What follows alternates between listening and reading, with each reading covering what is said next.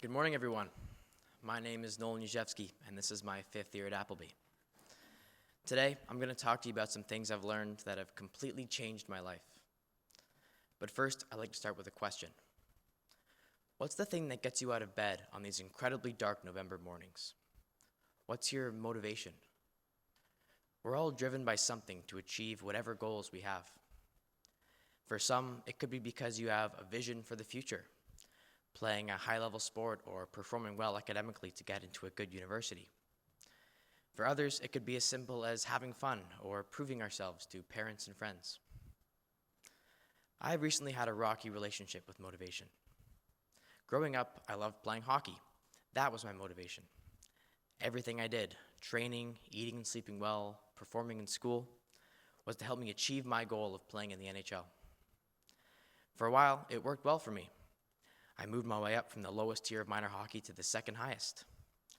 Whenever I faced adversity, whenever I had to do something hard, it was just an obstacle on my hockey journey I had to overcome. Unfortunately, life rarely goes exactly the way we want it to. NHL teams aren't exactly breaking down my door, and in the past few years, I have fractured my wrist, separated my shoulder, and been diagnosed with type 1 diabetes. I was reminded of how quickly and randomly my hockey career could end. I had a very cliche sports player moment where I realized there are other cool things in life besides hockey. This isn't to say I'm giving up on my dream. I'm going to keep playing the highest level of hockey I can until I have no choice but to stop. I've just had to look myself hard in the mirror and try to figure out what's going to motivate me once I can't use hockey to solve every problem. For a while, I didn't have the answer to this question. And in the past year, I had some hard days. Days where my motivation wavered. I struggled to do things I thought I wanted to do, and even things I had to do. I questioned if everything I had worked so hard for was worth anything at all. I had channeled all my focus and ambition into one part of my life, and when I started to doubt it, my will to get better diminished. Nothing horrible had happened. I had a healthy, loving family and a great network of people around me. Heck, for the first time ever, I had made a AAA hockey team. Things were supposed to be going well. Instead, I was fighting a battle in my own mind. One of the things I turned to was philosophy. I read and listened about stoicism, about virtue, about what the greatest thinkers of history thought about the meaning of life. It helped me because it made me realize that there are a lot of things that are bigger than myself. One of the first steps in practicing humility is digesting the fact that the world doesn't revolve around you. There are more than 8 billion people in this world now, a number so big we can't actually fathom how big it really is. That's 8 billion people who are also living, who are also going through hard things. This brings me to my first tenet of motivation, helping others. There is something absolutely special about helping people and helping your community. Sure, you may feel good. Helping someone often does that. But it's not the point. It is the ultimate act of selflessness and nobility to put the needs of someone else before your own. It is an ancient value that was apparent in some of the most admirable societies in human history. As a Spartan saying goes, the soldier's prayer on the eve of battle remains not "Lord, spare me," but "Lord, let me not prove unworthy of my brothers and sisters." While we may not find ourselves today in a life or death struggle with the enemy, we are still surrounded by friends, partners, teams, and communities where we can apply the same maxim.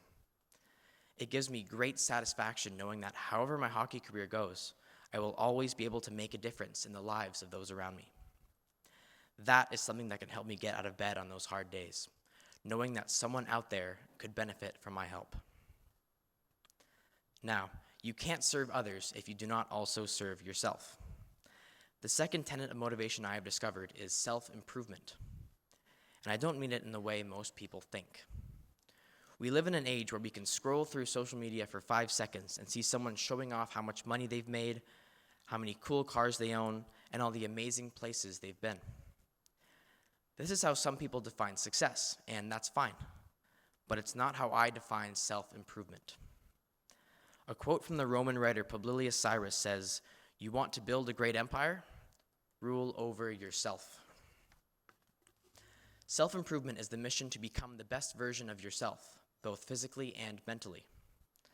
We have lots of highly competitive people in this community, which is awesome. It's part of the reason the desire for self-improvement drives motivation. For me, I struggled with this for a while because my whole idea of self-improvement was becoming a better hockey player. But it is so much more. It is improving the way you think, the way you act, and the way you react to the stimuli around you. And it is a never-ending process. The most powerful mental component of self-improvement I have found is the idea of amor fati, the love of fate. The famed philosopher Nietzsche said that my formula for greatness is amor fati, that one wants nothing to be different, not forward, not backward, not in all eternity. This is a difficult concept to grasp, but easier than you think to apply. And it is one that can dramatically shift your mindset. For me, it is directly applicable incredibly often in my daily life. Here's a great example. I'm sure all of us have gotten disappointing marks on tests, some more recently than others. When you first see your mark, your first reaction is probably pretty negative. Maybe you're upset with yourself because you know you didn't study enough. Maybe you're angry because you lost marks on something you think is unfair. The reality is, that test happened. You can't change how much you studied or how you answered that one question. All you can control is how you react. Will you get mad and down on yourself and allow it to ruin your day? Let me make one thing clear. This is the easiest thing you can do. It doesn't take any effort to complain. But it takes practice, persistence, and mental willpower to say, this has happened and I cannot change it. I am not going to let this get me down. Amor fati takes it one step further by not only accepting what has occurred, but embracing it. Say instead, I am glad this has happened. I'm going to use this as motivation to knock my next test out of the park. I'm going to use this disappointing mark as an opportunity to be better from now on. And just like that, you've turned something unfortunate into something that will fuel you. My second idea of self-improvement also stems from a Latin phrase, one that you may have heard before. It is carpe diem, and it translates to seize the day. There are many ways this phrase can be interpreted, but to me it means using each day to its fullest. This can seem intangible, but I have a very simple benchmark that I now use to evaluate if I have accomplished it. At the end of every day, I ask myself, have I done all that I can to improve and to achieve my goals? You in the audience, can you truthfully answer that yesterday you did everything in your power to improve? The answer is probably no, and that's okay. My answer is often no as well. But this is not a cause for concern, because while it is admirable to strive for perfection, it is never ultimately achieved. It is the relentless pursuit of perfection and of excellence that I have identified as a daily source of motivation. It is essential to push yourself toward perfection because you will need this experience in the future. Carl Lawson is the coach of the Duke University women's basketball team. She gave a speech to her team that went a little like this. Everyone is always waiting for things to get easier. We say, this week was really hard. I had a lot of tests and assignments. The next few weeks will be easier. We say, this school year is really hard. Next year will be easier. We say, high school is hard. Once I graduate, things will be easier. The truth is that it never gets easier. Never. In fact, it gets harder. But at the same time, you start to handle hard better. You get to choose every day to either be someone who welcomes hardship or someone who yearns for the day that life gets easier. You can see some of the people who wait at the bus stop, waiting for the easy bus to come around, but the easy bus never comes around. When you do something hard, talking to someone you feel nervous around, asking questions in class, doing public speaking, it does wonders for your confidence and your ability to handle hard things. Something you begin to realize is that no one is coming to save you. You are tasked with saving yourself.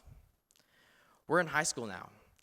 We have a great community filled with kind people, but no one is going to force you to be excellent. You have to change your mindset and decide how successful you really want to be. Something that you'll find is that all meaningful pursuits in life are hard. Few people do them because of how hard they are.